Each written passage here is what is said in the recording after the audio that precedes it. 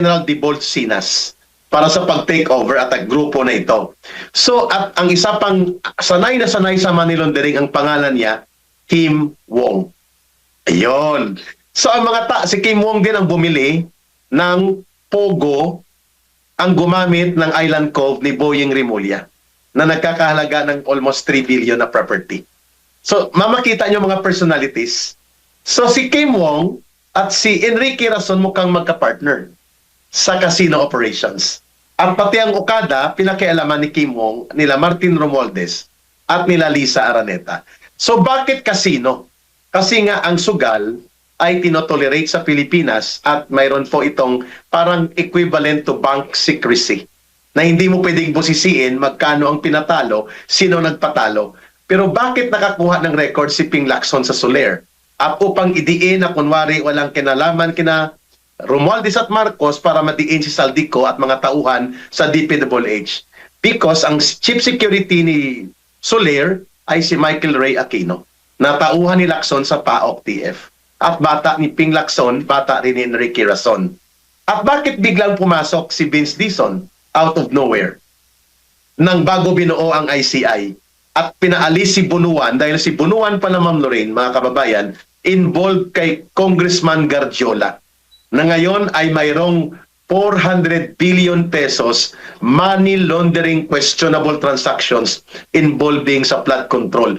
Kapareho din kay Saldico ang kanyang diskarte, nagbibenta ng mga proyekto, kapareho po ng mga iba pang kongresista like Dong Gonzales at mga alipores ni Tambaloslos. All of them nasa ilalim ng payong ng sindikato ni Marcos. Ngayon, ang aming punto ni Ma'am Lorraine, Enrique Razon now is becoming involved sa shadowy transactions para linisin ang trails of billions of pesos ng pera gamit ang kanyang negosyo na mga kasino. Na may isang super bilyonaryo oligarko na ang kanyang diskarte at racket ay maglaro ng manipulasyon at maglagay ng mga tao sa loob ng gobyerno ni Marcos. Hindi niya na kayang gawin ito nung panahon ng dating administrasyon ni Pangulong Duterte. Ito ay involved sa gambling, sa shipyard operations, sa port operations, sa casino, sa tubig, sa kuryente, you name it, super bilyonaryo.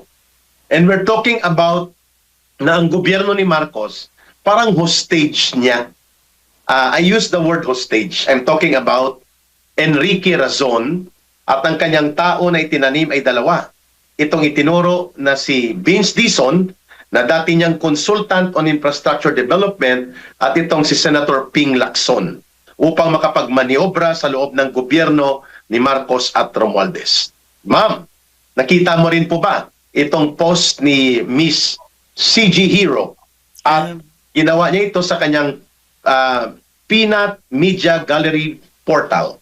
Your take initially on this, ma'am, at hihimayin natin gaano kadelikado ng isang oligarko superbilyonaryo ay siyang nagdidikta at nagmamanipulate sa isang gobyerno kagaya ni Marcos. Alam mo, sabi ni PRRD, no, he educated us. Sabi niya, yung customs, corrupt yan. Gobyerno, napaka-corrupt, no? Pero wala yan sa kalingkingan ng ninanakaw ng mga oligarkyo sa Pilipino. No, and in the totem pole of political power, ang pinakamababa na nandyan ay mga politiko, no, yung mga political players, mga nasa gobyerno, kahit na pangulo ka, pinakamababa ka, ang mataas diyan ang oligarkyo. And this is happening all over the world. At saka noon pang panahon, kaya nga pag nagkaroon ng revolution, inuuna sila eh. Sila talaga yung binibitay, di ba, ng taong bayan. Kasi talagang yan yung pinaka-greedy. No, I don't understand it eh. Kasi I don't understand, well, for us ordinary people, no, you cannot wrap your mind around that kind of greed, 'di ba? Na talagang and mga kingmakers sila, no? So the kind of grief and suffering that someone like an oligarch like Enrique Razon has given to our country is inestimable. Hindi mo maestima yan. No, so at itong mga unggoy niya, monkeys on a chain, like Vince Dizon. Mga walang prinsipyo yan, sumusunod. Kasi, I think at the end of all of this, no, Eric, is character again eh. Why should you be enamored with a oligarch? 'Di ba? Pero that's what I see eh. Kasi I know these people and I've been in the presence of these people when I was in government and even outside government. Parang you can see the reason kung bakit nakakalusot ang mga oligarkyo is kasi ang mga tao na nakapaligid, mga Pilipino, ordinaryo, ina-admire pa sila. 'Di ba? Pero nung panahon ni PRRD talagang nilatigo niya yan, no? Pinagbayad niya ng tax kasi nga sa isip nga nila they are privileged and entitled, no? Hindi nila kailangan magbayad. Parang ganyan, 'di ba? Mga squatter, mga ugali na mga yan, no? Tama. Ma'am, maganda yung pinunto mo ha. Na ang gobyerno, kahit may mga politiko ito in the hierarchy of domination o pagkokontrol ng ating ekonomiya at ng buong lipunan, nangingibabaw pa rin sa Pilipinas at sa maraming bahagi ng mundo ang mga oligarko sapagkat sila ang nagkokontrol ng lupa, dagat, kagubatan, minerals, patrimonya.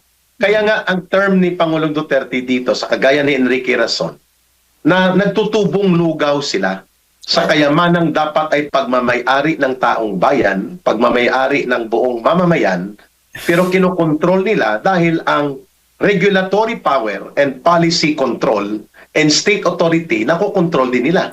We're talking about the government. For example, si Enrique Rason, hindi po katakataka na hindi lang siya ang oligarko na nakapaligid ngayon kay Marcos Jr.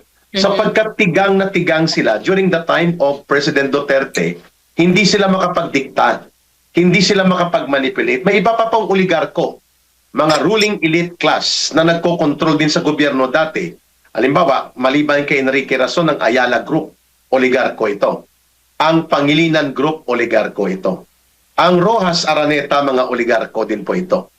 At lahat ng ito sa panahon ni Rodrigo Duterte, hindi po sila nakakapagdikta, hindi nila nagagamit at namamanipulate ang poder sa gobyerno at ang instrumentalidad ng Estado para sila ay manatiling nagdodomina sa ekonomiya, patrimonya at buong lipunan. Subalit nang si Marcos nang pumasok, nakita po natin na si Marcos pinapaligiran hindi lamang po ng mga drug addict persons na tinukoy ni Senator Amy Marcos. Sabi niya, ang lahat na nakapaligid dyan sa kapatid ko, halos nagdodorog ng droga. Galing kay Senator Amy Marcos. Pero may kulang ang sinabi ni Amy Marcos. Ang nakapalibot kay Marcos Jr., hindi pa man siya umuupo, ang mga barkada niya oligarko. Hindi po ang mga ordinaryong mamamayan. Malayong-malayo po siya kay Rodrigo Duterte na ang kanyang kahalubilo ay ang mga nagtitinda sa karinderya, sa merkado, taxi driver, mga magsasaka, katutubo, mga ordinaryong mamamayan at hindi lang po yun pabukang bibig o pabanat bunga na ginawa ni Pangulong Duterte. Binanggit ni Ma'am Lorraine, ang atin pong binabanggit ngayon, bakit napuntuhan itong si Enrique Rason? Sapagkat ang kanyang pangingialam sa gobyerno ni Marcos ay umaabot pati sa kadelikadong sitwasyon na kaya niyang magdikta. Halimbawa, si Lucas Bersamin, may sinabi siya, may tumawag sa akin, hindi ako nag-resign. Pero ang tumawag sa akin ay makapangyarihan at hindi ko kayang hindian. Pero wala siya sa gobyerno. At ako ay nagpaubaya, kaya umalis ako. Kahit na ako ay sinipa lang, unceremoniously. Lucas Bersamin was referring none other to Enrique Rason. Siya pala ang super bilyonaryo na tumawag kay Lucas Bersamin at pinakialaman ni Enrique Rason ang hindi kayang panindigan ng tarantadong presidente na si Marcos na dapat ay fire my executive secretary sapagkat siya ay nasasangkot sa anomalya ng flood control at mayroon siyang koneksyon kay Trigib Olaybar na tao ni Angara, may koneksyon siya kay Joe Cades, may koneksyon siya kay Adrian Bersamin at kay Pangandaman na nagsindikato sila. Bakit hindi niya kayang sabihin yon? Bakit it will take Enrique Rason na makialam sa proseso at mga gawain ng panggobyerno na hindi naman siya opisyal ng gobyerno. Diyan po ang take-off ng aming komentaryo ni Ma'am Lorraine kung bakit delikado na ang mga oligarko na may business interest na kontrolin ang ekonomiya ay siya ding nagdidikta sa gobyerno. Kagaya ng isang mahina at walang direksyon na gobyerno ni Marcos na kaya palang paglaruan at paikutin sa kamay ng isang oligarko kagaya ng super bilyonaryo na si Enrique Razon, Ma'am Lorraine.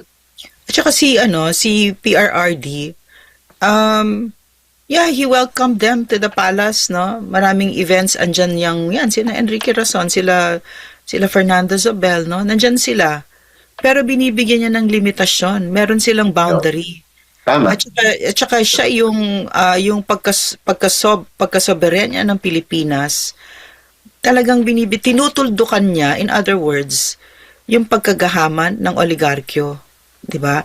I was there, I saw it, no? I saw with PRRD and he was very kaya nga si PRRD namimiss ko talaga eh. Namimiss ko talaga yung pagkapangulo niya. Kaya hindi ko matawag na pangulo ito.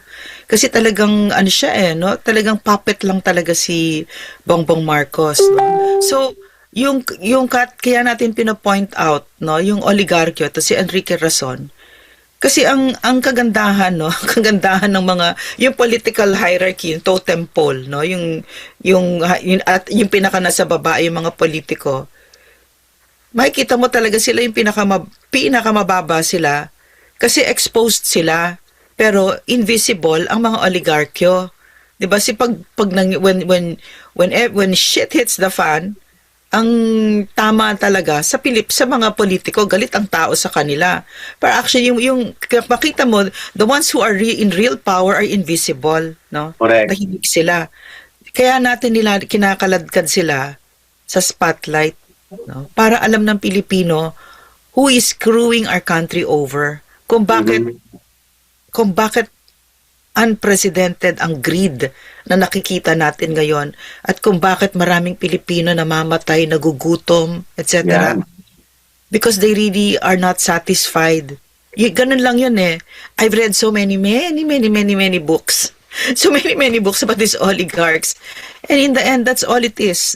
Hindi nila walang kabusugan. There is no end to their greed. No, so but what will put them on the right track is an empowered people. At malalaman lang natin yan pag ini-inform kayo. Imagine, no? Totoo ba yun, Eric? Siya yung tumawag kay Lucas Persamin? Yes, ma'am. Dangerous, no? Grabe, no? Yeah. Marcos hindi niya kayang i-fire out si Bersamin. And it will take an Enrique Razon to declare you step down, you step aside, you set aside your power and give it to the president. So ibig sabihin si Marcos may otoridad pa over and above him. That is dangerous, sabi ni Ma'am Lorraine, because that is an act of surrendering the sovereign authority given by the people to Marcos sa isang oligarko na may business interest. Kasi delikado ito, Ma'am Lorraine, ang binabanggit namin dito, mga kababayan. Si Enrique Razon naglagay ng mga tao upang pagtakpan ang korupsyon. Kasi hindi lang si CG Hero ang nagbulgar na si Enrique Razon involved sa sindikato ng korupsyon, sa flood control. Na unang lumabas po sa social media ang pahayag ni Congressman Kiko Barsaga. Yeah. Sabi niya, ang katarantaduhan ng sindikato ng korupsyon sa Kongreso at the center of it is Enrique Razon. And I will make a speech about that. Tapos 2 days or a day after ay naglabas ng isang pahayag at pananaw ang itong founder ng online media portal na Peanut Gallery at sinabi niya na ang koneksyon ni Ping Lacson, mantakin mo senadora at number 2 man sa Senado, tagapagtabon-tabon na special agent ni Bongbong Marcos para hindi umusad ang investigasyon ng matino sa flood control, tao pala ni Razon. Sapagkat nagtrabaho sa kanya si Ping Lacson at ang tao ni Ping Lacson na si tawag sa kanya si Ninoy eh. Dahil Aquino ang apelido, si Michael Ray Aquino, na na-involve sa mga espionage scandal sa Amerika, ay yun po ang mga sirkulo ni Enrique Razon na umaandar. Ang pangalawa, si Vince Dizon. Hindi ba kayo nagtataka bakit ang nagdidikta sa ICI si Vince Dizon? kung ano ang tempo, saan ang direksyon, sino lang imbestigahan, anong dapat hindi imbestigahan, paano durugin si Saldico, paano ilihis ang investigasyon para hindi magdugtong kay Romualdez at kay Marcos. Hindi ba kayo nagtataka that Vince Dizon, no matter how he pretend to be soft-spoken, is the real operator sa loob ng ICI? Every time na kaya nga pumalag dyan si Mayor Magalong. Sabi niya, hindi ito independent. Dinidiktahan ito ni Marcos at hindi niya lang masabi. Pero nilamon niya rin ang kanyang sinabi dahil bumalik pa rin siya. Because Magalong is also a protege of Lacson. So kumalma siya, bumalik pa rin siya sa ICI. Pero hindi na siya nagpailalim sa ICI. Mga kababayan, ano po ang pinakapunto namin ni Ma'am Lorraine? Bakit namin inihimay ito? Bago namin puntahan ang contrast kung paano inilagay ni Pangulong Duterte ang lugar ng oligarko sa gobyerno ng siya ang presidente. Hanggang dyan lang kayo, ganito ang dapat, itong hindi dapat, at yan ay susundin nyo dahil kami ang gobyerno, hindi kayo. Ma'am Lorraine. Also, it was Enrique Razon that put Vince Dizon as secretary sa cabinet niya, no? Ni Bongbong Marcos. Naalala ko si PRRD noon, about Manila Water. Yeah, go ahead, ma'am. Maganda yan. Yung nanggigipit yung Manila Water, and he actually messaged me and said, make sure na alam nila pag by 12 noon wala pang tubig. Lagot sila sa pupunta ako doon at ganyan-ganyan. And then, true enough, nagkatubig. No? So, parang nilalagay niya talaga sa lugar. But it has cost him. Because definitely, one of the reasons that he is in The Hague right now, imprisoned there, is because inano niya ang oligarchy. Ano bang eroplano ang sinakyan niya? Di ba eroplano daw ni Ramon Ang? Di ba? Yeah, ma'am. At tinitingnan din na parang ito ay naipasa na kay Tambaluslos, kay Romualdez. Wala lang deed of sale pa yata. Pero tama, galing kay Ramon Ang. Yun din ang iniimbestigahan. Group effort talaga. Di ba? Group effort talaga ng CPP, ng Marcos administration, mga oligarkyo, ng CIA, lahat nung nilampaso ni PRRD that it has cost him, 'di ba? And ganun yung pamamaraan kapag ikaw ay gusto mong bantayan ang Pilipinas at gusto mong umusad ang Pilipinas, ito yung mga babanggain mo. No, and the wealth of Enrique Razon has skyrocketed under the Marcos administration. Under the Marcos government, correct. Yeah. Nasurpass niya na ang mga pamilya ni Henry C., ang Ayala Subel at ang Villar. Siya na ang nangunguna. And ma'am, ang interest niya very broad. Wala po kaming sinasabi na hindi siya magnegosyo. Pero yung gamitin mong negosyo, i-manipulate mong gobyerno para ikaw ang paboran, delikado yon. At mangingialam ka sa panggobyerno, delikado din yon. Number one, si Enrique Razon po nagko-control ng port operations. Ang Harbor Center, the biggest porterage operations sa mga cargo at iba pa, hawak ni Enrique Razon. That's a multi-billion business.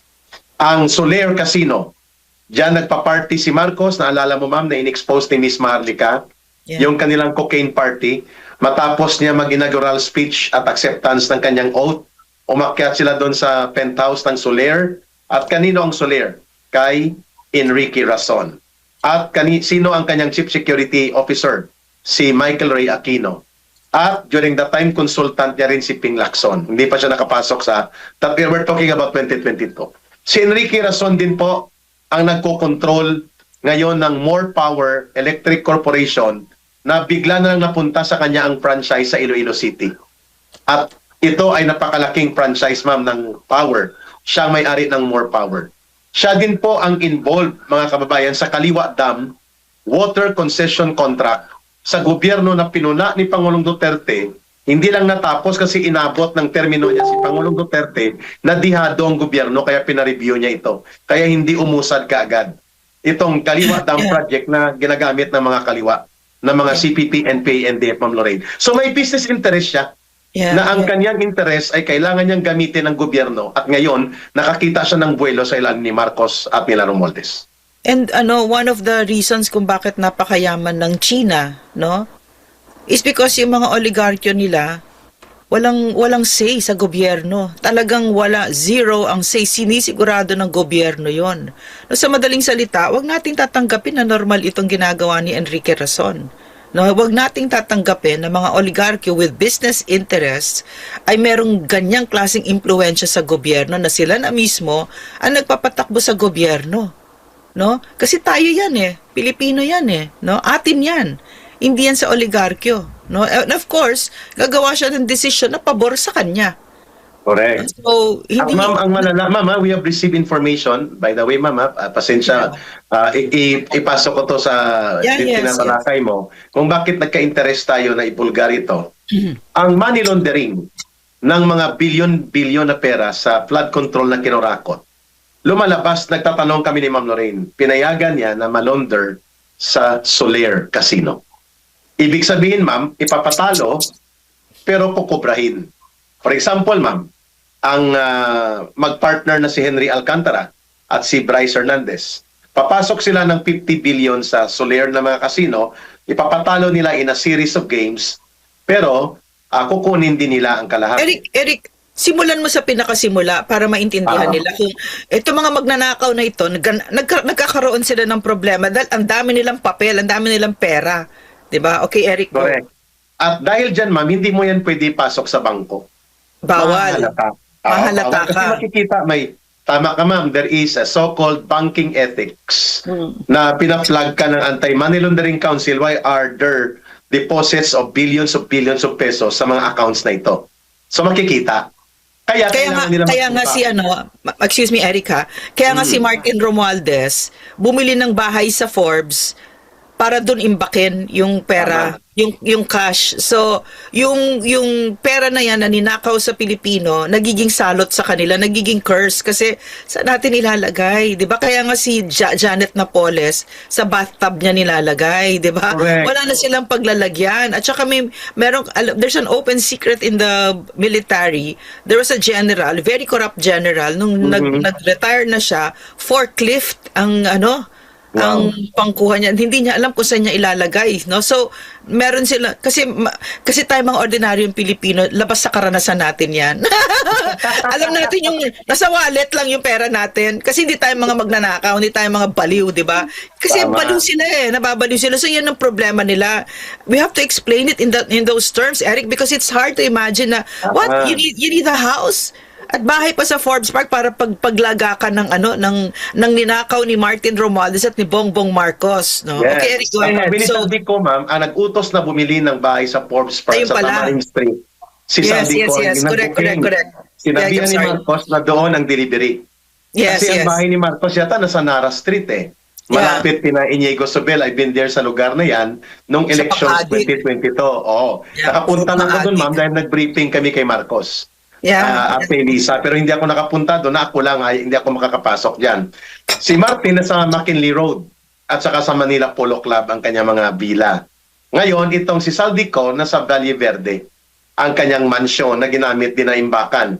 So there are 4 pala, ma'am. Aguada Street, Aguado Street sa Malacanang, malapit kay Marcos. Tamarin Street, si Marcos nag-utos. Na doon imbak ang bahay. Ang isa sa 42 McKinley Road, sabi ni Sergeant Gutesa, mali-malit ang dinideliver bahay ni Martin Romualdez. Ang isa sa Valle Verde, sa bahay na kinuha din ni Saldico at binili. Ngayon, para ito ay mapakinabangan na hindi dumaan sa bangko, you need a system for that. Itong mga bilyon-bilyon na pera nila Marcos. At ang pinakamadaling gamitin, casino. Paano, Eric? Paki-explain. Halimbawa, ang cut-out nila, for example, si Alcantara at saka si Hernandez, sila Cabral. Ipapasok nila sa tao nila, magsusugal, kunwari, high-end, high rollers sa casino ng Soler. Tapos, ipapatalo nila hundreds of millions para hindi halata. Pero yun ay pre-arranged to the management. So, nananalo, pero karamihan talo. Kaya na-record na nagpapatalo ng hundreds of millions to billions of pesos itong si Alcantara at si Bryce Hernandez kasi ito ay money laundering. Pagpasok sa casino, income na yun ng casino, pera na ng casino. Hindi na yun pera mo. Kaya pwede mo nang kunin sa likod after that. May partida. For example, for every 1 billion. Malinis na. Correct. For every 1 billion na pumasok doon, kukunin ng casino ang 200 million or 300 million, 700 million lang ang bababalik. Pero nonetheless, walang record. walang bank documentation, walang camera na makikita ka sa bangko, walang bank transaction record. So malinis.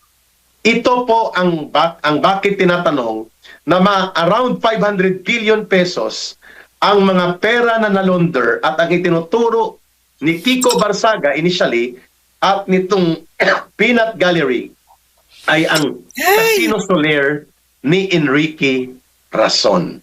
At tinatanong din kasi si Martin Romualdez involved din at si Lisa Araneta sa Okada, Manila na tinake over nila ito.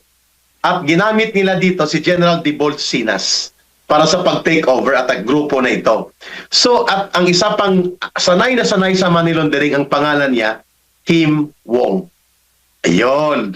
So, ang si Kim Wong din ang bumili ng Pogo, ang gumamit ng Island Cove ni Boying Rimulya na nagkakahalaga ng almost 3 billion na property. So, mamakita nyo mga personalities. So, si Kim Wong at si Enrique Rason mukhang magka-partner sa casino operations. At pati ang Okada, pinakialaman ni Kim Wong, nila Martin Romualdez, at nila Lisa Araneta. So bakit casino?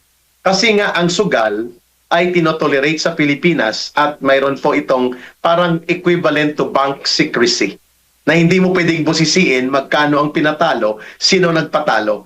Pero bakit nakakuha ng record si Ping Lacson sa Soler? At upang idiin na kunwari walang kinalaman kina Romualdez at Marcos para madiin si Saldico at mga tauhan sa DPWH. Because ang chief security ni Soler ay si Michael Ray Aquino, na tauhan ni Lacson sa PAOK TF. At bata ni Ping Lacson, bata rin ni Enrique Rason. At bakit biglang pumasok si Vince Dizon out of nowhere nang bago binuo ang ICI? At pinaalis si Bunuan dahil si Bunuan pala, Ma'am Lorraine, mga kababayan, involved kay Congressman Garjola na ngayon ay mayroong 400 billion pesos money laundering questionable transactions involving sa flood control. Kapareho din kay Saldico ang kanyang diskarte nagbibenta ng mga proyekto, kapareho po ng mga iba pang kongresista like Dong Gonzales at mga alipores ni Tambaluslos. All of them nasa ilalim ng payong ng sindikato ni Marcos.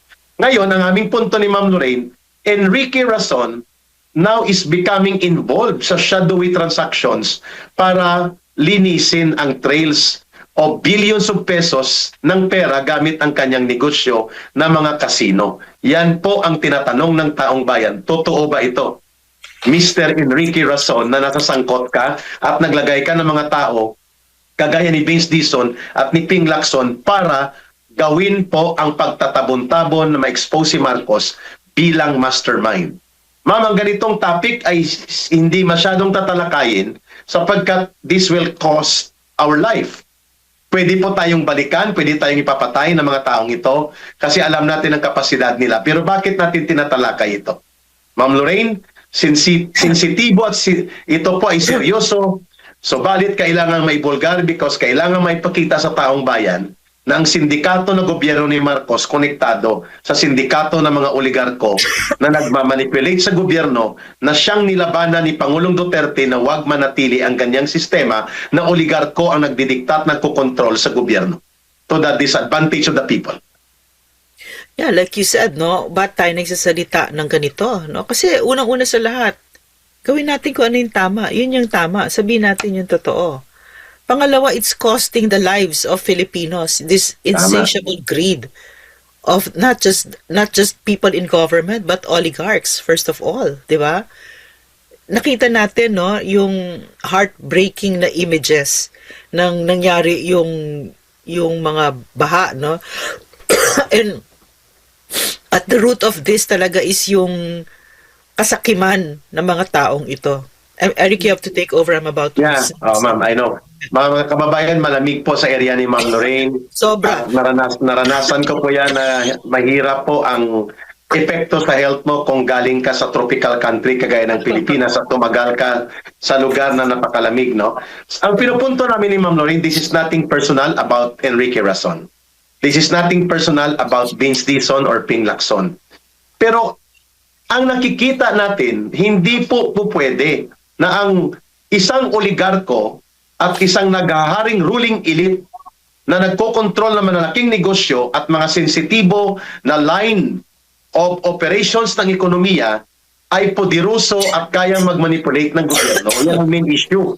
To the point ng kanyang negosyo, tungkol po dito sa pagkakaroon ng mga kasino ay pwedeng gamitin para pagtakpan ng korupsyon. Hindi ba kayo nagtataka bakit si Vince Dizon na ilagay sa DPWH? Siya po ay naging consultant ni Enrique Rason, Ma'am Lorraine, mga kababayan, bilang infrastructure development consultant ni Enrique Rason. Ang si Ping Lacson, ang kanyang kayamanan, according sa declaration niya sa SALN niya, Statement of Assets, Liabilities and Net Worth, Ma'am Lorraine, mula sa around 21 million, biglang naging 240 million. Saan ang galing? Sa kanyang pagiging consultant sa mga projects ni Enrique Rason. At saka, Eric, yung binaliw na landfill na Sa Cebu? Oo, yung nahulog. Nag-collapse? Nag-collapse, yes. Tapos may mga na bury na ng mga Pilipino. Ano yun? Kila Enrique Rason yun. Yes. Si Vince Dizon ang kaharap doon. No, at saka yung Metro Clark Waste, no, na Yes, isa pa yan. grabe yun, no? Talagang inipit nila yung negosyo na yon. Insatiable greed. There was Metro Clark Waste. It was doing an excellent job of taking care of our basura, no, in the Philippines, in Manila, that area. Pero dahil sa greed, no, at saka because nasa poder sila, they took over. Tama. And yan yung mga resulta, no, yung mga people, and sino ba yung namatay dun sa landfill na yon? Pinakamahihirap, no? Yung mga nagbabasura at nagtatrabaho sa basurahan. Tama ka, Ma'am Lorraine. And Ma'am, don't forget mga kababayan kung bakit ito nilabanan ni Pangulong Duterte. Naalala po ninyo mga kababayan, Ma'am Lorraine, bago kay Enrique Rason balikan namin dahil para up kami in 15 minutes. Ma'am Lorraine, ang pinaka-issue ni Pangulong Duterte bakit nagalit siya sa Pangilinan Group at sa Ayala family dahil gusto nilang singilin ang 12 pesos and 50 centavos per cubic meter na sabi nila nanalo sila sa Singapore Trade Arbitration Court na dapat undercharge daw ang kanilang paniningil sa tubig. Nagalit si Pangulong Duterte sapagkat una, palpak ang kanilang services, maraming mga problema. Pangalawa, ipapataw nila sa konsumidor ang 12 pesos per cubic meter. That means every buwan, kung nag-average ka ng mga 100 cubic meters, ma'am, na konsumo, magbabayad ka ng karagdagang 200 to 300 pesos per month. Sabi ni Pangulong Duterte, ang tubig na pinagtutubuan nyo na parang lugaw ay patrimonya. Pag sinabi pong patrimonya, pagmamayari ng buong mamamayan at ng buong lipunan. And therefore, gobyerno dapat ang nagre-regulate niyan para sa taong bayan. Kung ipapatupad nyo, Ayala and Pangilinan Group, ang 12 pesos per 50 centavos cubic meter per month na charges nyo sa taong bayan, iti-take over namin ang inyong facilities. I will order the military for a state of emergency sa power supply at kami mag-operate. Otherwise, kung hindi nyo yan titigilan, kami na ang mag-provide ng tubig sa taong bayan. Diyan nyo makita, ma'am, ang decisibo at para sa tao na desisyon ni Pangulong Duterte. Umatras po ang Pangilinan Group, umatras po ang Ayala Group. Hindi nila na ipatupad ito. At ang plano ni Rason din na magnegosyo ng power supply sa panibagong dam na kinoconstruct, pinigilan ni Pangulong Duterte ang kanyang terms of reference dahil questionable, dihadong gobyerno. Kaya na-delay po yan, mga kababayan. At ngayon mukhang itutulak ni Marcos na matuloy na si Enrique Rason ang maghari-harian sa tubig. So makikita ninyo mga kababayan, Lopez, Pangilinan, Rason, Villar. Ang kay Villar napunta na kay Losyoko ng Pure Gold ang kanyang water concession. Ito po ang delikado kung ang gobyerno ay ang kanyang pinapaboran at pinapakinggan at nagpumapayag siya, I will use the term of Ma'am Lorraine, na ang poder ng gobyerno gamitin para pagkakitaan ng gahaman at ganid ng mga oligarko ang taong bayan, samantalang ang kayamanan ng mamamayan ay sila ang nakikinabang, hindi ang mamamayan. Ma'am Lorraine. Yeah, and I remember kasi Eric C. PRRD, no, he for the people talaga si PRRD, 'di ba? And what has it cost him, 'di ba? Nandyan siya. Therefore, and ito naman si Bongbong Marcos, no? Talagang heaven sent siya sa mga oligarkyo. Yes. No? And it has cost the Filipino people. Therefore, talagang parte ng buhay natin na kung sino ang para sa bayan at para ayusin ang Pilipinas, no, at para yung soberenya ng Pilipino, soberenya ng ating bansa, you're going to pay the consequences for it, 'di ba?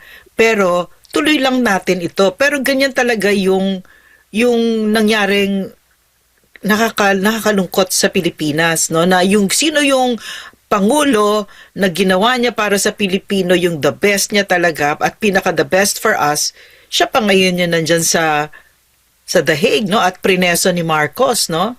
Nag-group effort sila John Vic Remulla, 'di ba? Pinagmalaki pa, bobo talaga.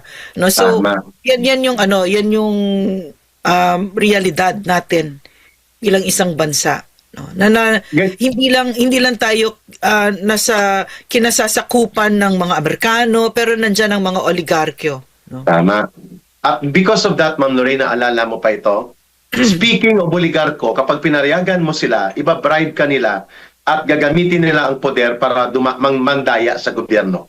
I know you remember it very full well, Ma'am Lorraine.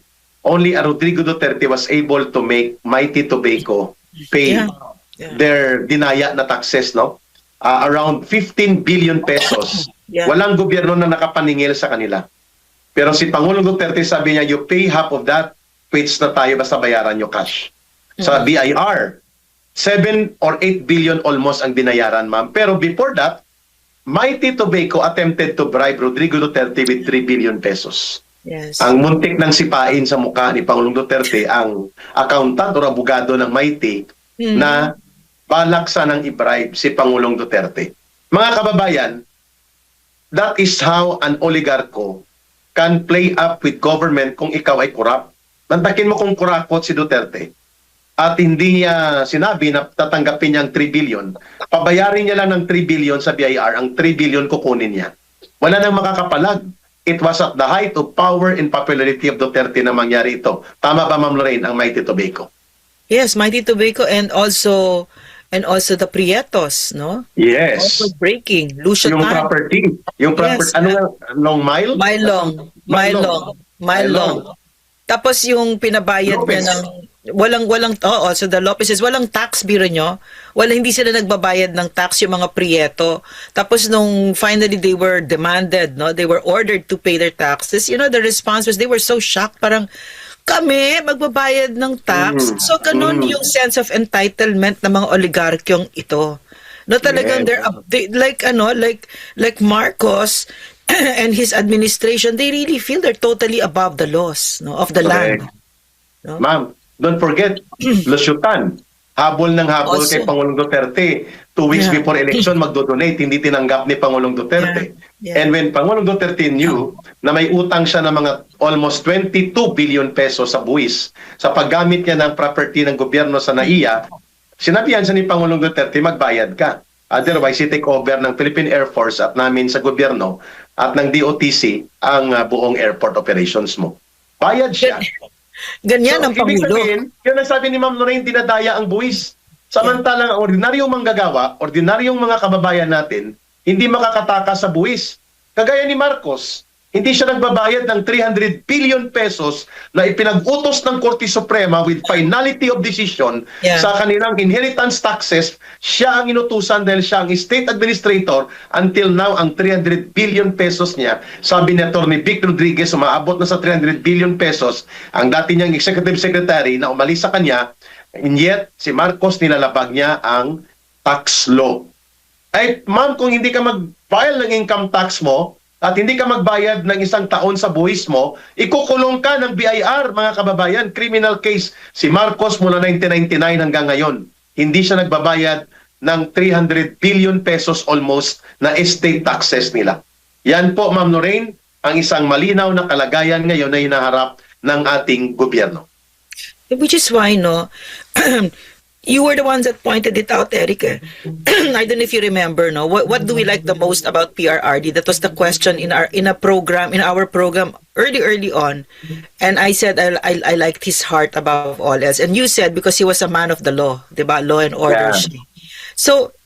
So because of this Bongbong Marcos, no, it has become very clear to the Filipinos ganun pala kahalaga ang batas, no? At nakakatakot pala talaga pag mismo yung mga nakaupo sa poder, ang sila mismo hindi sumusunod sa batas at sila na yung naging batas, no? Kawawa talaga ang Pilipinas, kawawa ang Pilipino. Wala tayong pupuntahan, no? Agree. So yun yung pinaka namimiss ko kay PRRD. Kasi sa kanya batas lang eh. Batas lang sundan natin, yan lang. Ito naman baliktad eh.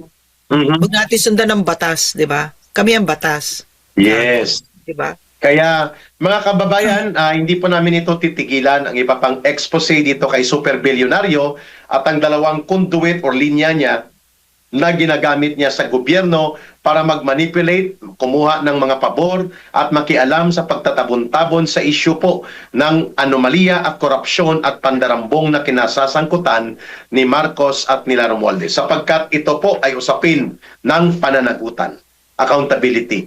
Si Rason, ano man siya kayaman, gaano man siya kabilyonaryo sa buong mundo, Che. hindi siya nagmamay-ari ng Pilipinas. Hindi siya nagmamay-ari ng gobyerno, hindi siya nagmamay-ari ng mamamayang Pilipino. And the government is not owned by him. It must belong to the people. Kaso lang, tarantado ang gobyernong nakaupo ni Marcos. Kaya namamanipulate at pati ang pagtatabon-tabon at pagtatakip sa mga katiwalian, pinakikialaman nitong isang super bilyonaryo na si Enrique Rason. Kung totoo hindi ito, siya ay pwedeng magpahayag dito sa Bigwas ng Agila o mag-issue siya ng statement. Doon sa challenge ni Kiko Barsaga na ang real na tagapagtaguyod ng korupsyon sa gobyerno ni Marcos at nagpapasilitate na ito ay manatili at magtabon-tabon at ito ay lumaganap ang role ni Enrique Rason. Tingnan Pero natin may sabihin kung ako. salita patungo. May Yeah, sabihin go lang ahead, ako ha. Go ahead po. Yung moral ascendancy kasi ng isang pangulo is such that kung mai-infect niya yung buong birokrasya at ang buong bansa, no, affected.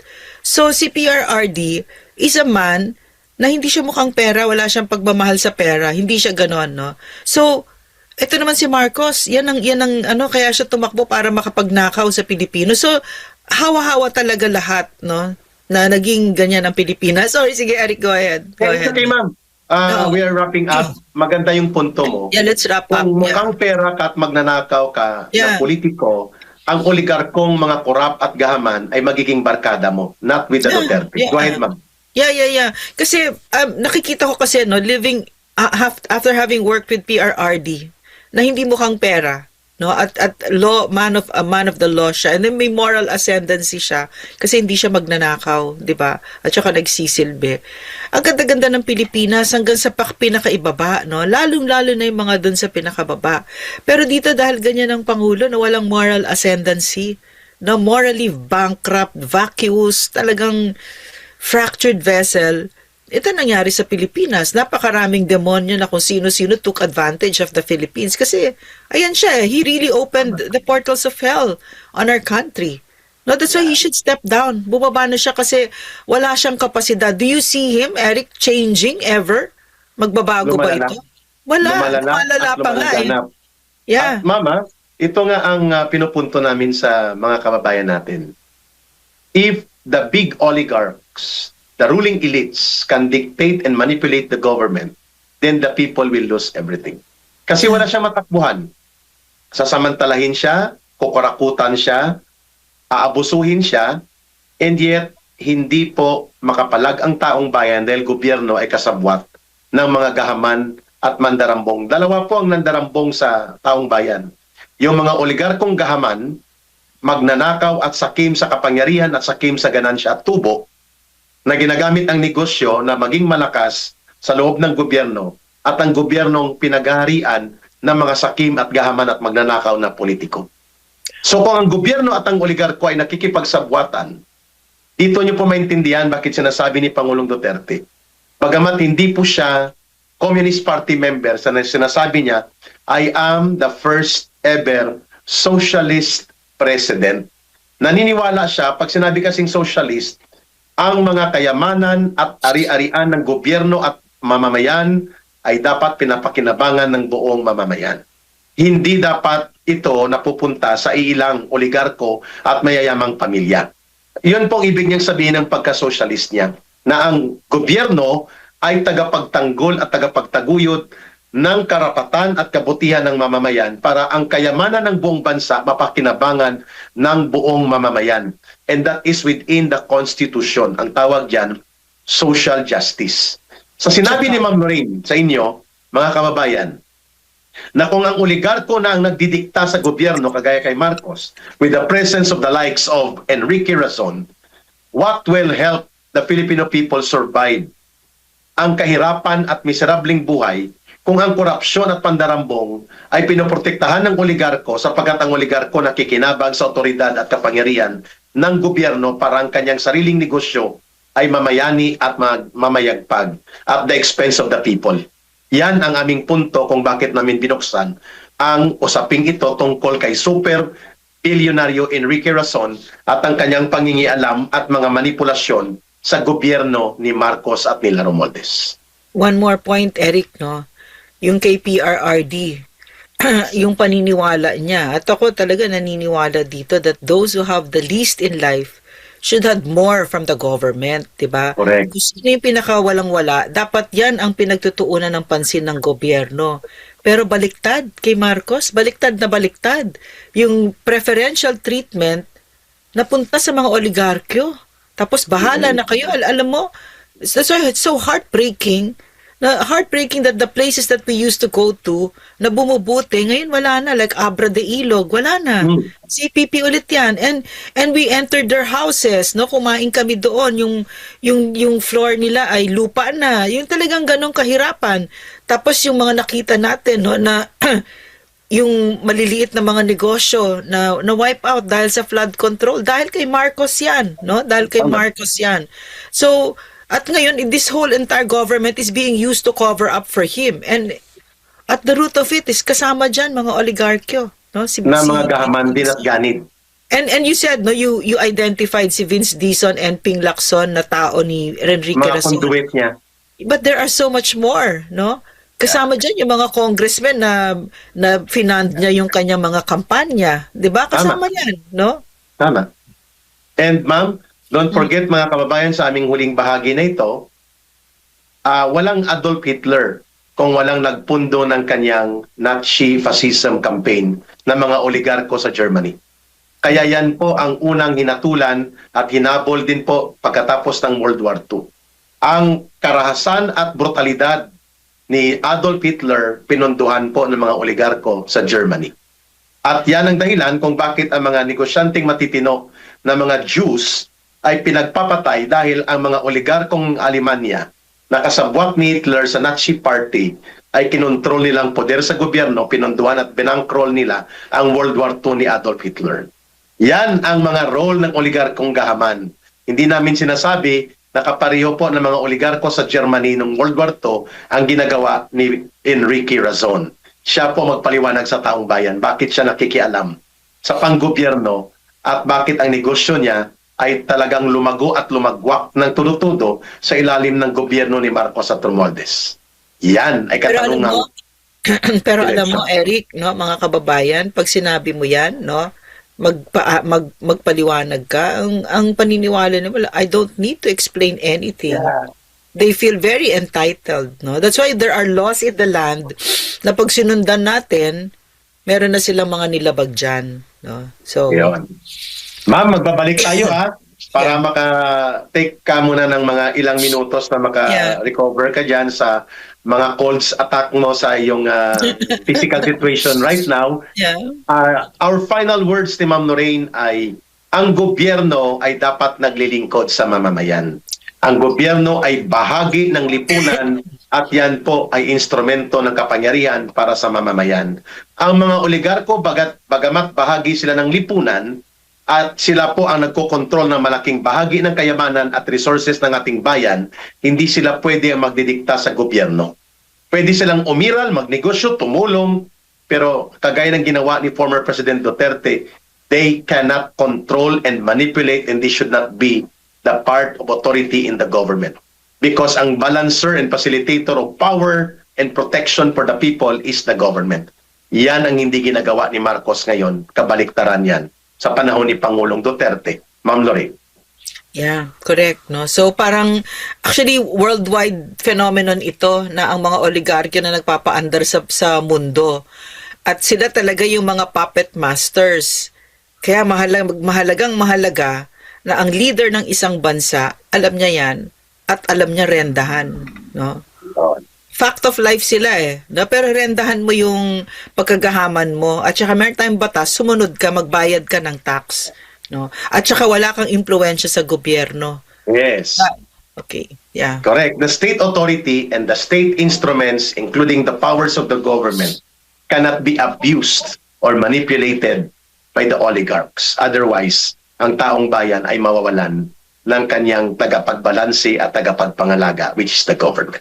Paktol ni Franz Castro na dapat hindi siya ikulong, kay inosente daw sila. At itong panawagan ng magkapatid na Remulla, John Vic at Boying, na sinuhulan daw sila or sinusuhulan ng tag 1 billion pesos para bumaliktad kay Marcos at kay Romualdez. Pag-usapan na rin natin po itong total attack ng gobyerno ni Marcos sa mga kritiko na matapang at malakas ang loob na nagbubunyag sa kanila, kagaya po ng ginagawa nila ngayon kay Congressman Leandro Libeste.